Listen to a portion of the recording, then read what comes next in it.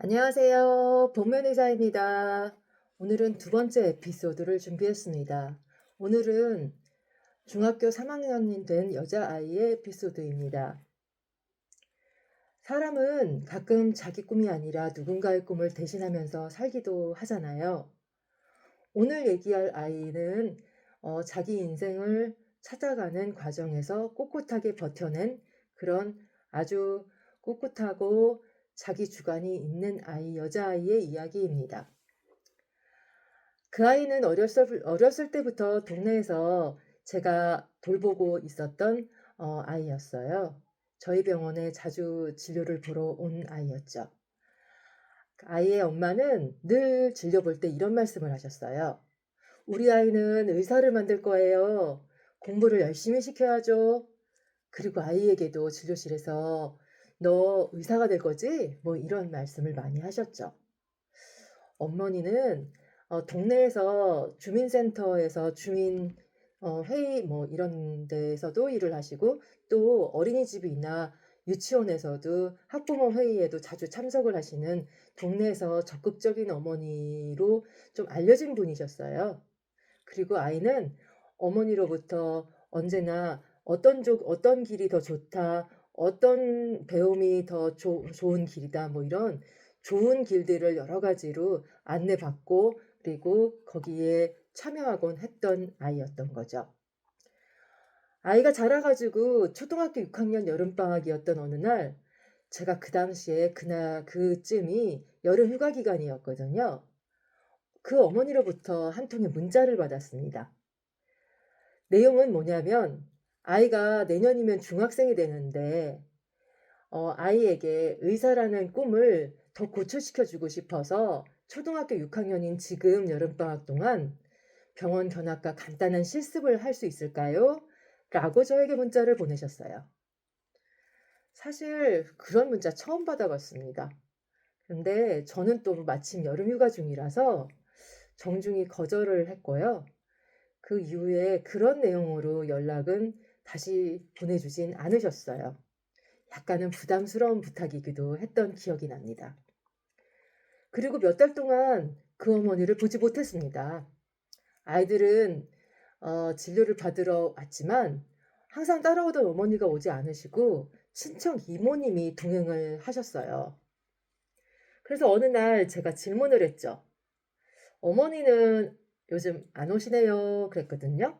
그랬더니 친척 언니분이 건강이 안 좋아서 지방에 계세요. 라고 대답을 하시더라고요. 그래서 그런가 보다 하고 시간이 또 흘렀습니다. 한 8개월쯤 지났을 때 어느 날 갑자기 저에게 부고 메시지가 하나 왔어요.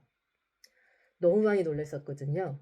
그런데 알고 보니까 그 어머니가 암 치료를 받고 있었어요.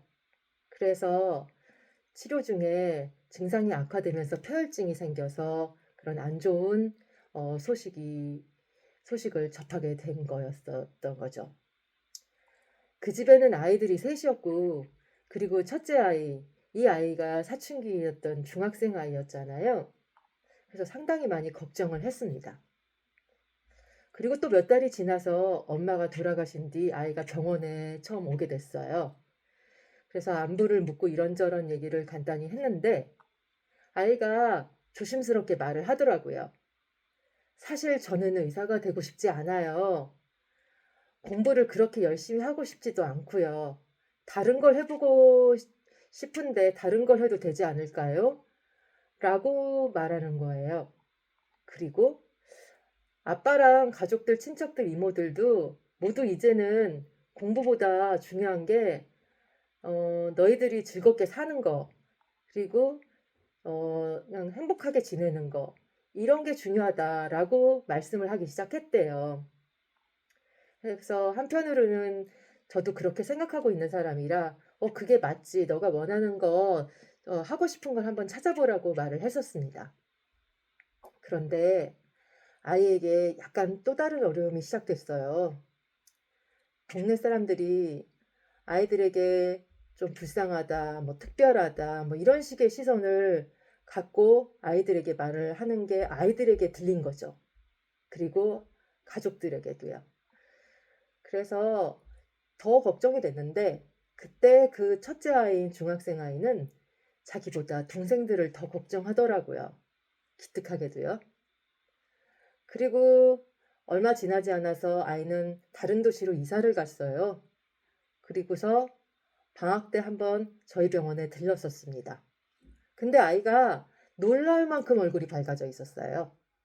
학교 생활도 잘하고 있었고 의사라는 꿈 대신 자기만의 다른 꿈을 꾸고 있었습니다. 아직 중학교 3학년이고 그 나이에 상실을 견디고 압박을 내려놓고 자기 삶을 선택한다는 거, 이거 아주 용기가 있고 성숙된 자세라고 저는 생각하게 되었어요. 이런 건 사실 하늘에 계신 어머니도 아이가 의사의 꿈을 접었다고 해서 실망스러워하지 않으실 것 같았고요. 의사가 되지 않아도 세상을 견디고 사람을 돌볼 수 있는 마음을 이미 가진 아이라서 아주 뿌듯하게 생각하실 거라는 느낌을 받았어요. 그리고 자기만의 꿈을 천천히 그리고 단단하게 펼쳐나갈 그 아이의 미래를 너무나 응원하게 됐습니다. 제가 이를 통해서 알게 된 건요.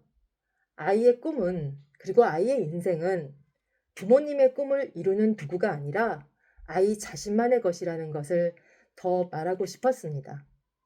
그 아이가 잘못된 게 없잖아요. 아이가 엄마의 꿈을 대신하지 않았다고 해서 지금 아이가 행복하거나 행복하지 않거나 그런 기준이 되지 않았습니다. 엄마는 물론 아이가 잘 되기를 바라고 있어서 그렇게 말씀하셨던 거지만 아이는 이제 아이 스스로 자기의 미래를 계획하고 자기의 꿈을 만들고 그리고 실천하고 있는 것이거든요. 결국 자기의 인생을 살게 된 거죠. 그 아이의 꿋꿋한 미래에 대한 미래로 향해서 걸어나가는 길을 너무나 응원합니다. 여러분에게도 각각의 사연이 있을 거잖아요. 여러분의 꿈을 모두 저는 계속 힘차게 응원합니다. 복면의사였습니다.